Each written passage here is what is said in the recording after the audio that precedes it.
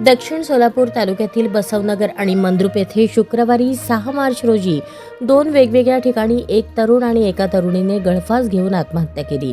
या दोन्ही घटनांमुळे परिसरात खळबळ उडाली आहे। पहिली घटना बसवनगर येथे घडली।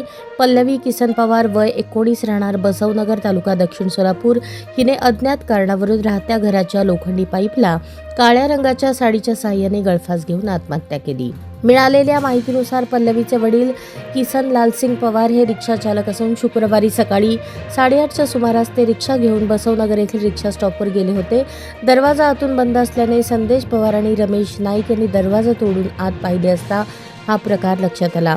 तिला ग्रामीण रुग्णालय मंद्रुप येथे नेण्यात आले, मात्र डॉक्टरांनी तपासणी करून उपचारापूर्वीच मृत झाल्याचे सांगितले। दुसरी घटना मंद्रुप येथील सकलेश्वर गल्ली परिसरात घडली। अभिजित सिद्धरामप्पा मेंढगुदले वय 25 राहणार मंद्रुप या तरुणाने घराच्या गच्चीवरील खोलीत पंख्याला नायलॉनच्या दोरीने गळफास घेऊन आत्महत्या केली। याबाबत मिळालेल्या माहितीनुसार अभिजितचा मंद्रुप येथे मोटरसायकल शोरूमचा व्यवसाय होता। गुरुवारी रात्री कुटुंबीय झोपी गेले होते। पहाटे 5च्या सुमारास त्याचा भाऊ सुमित मेंढगुदले जागा झाल्यावर अभिजित खोलीत नसल्याचे लक्षात आले।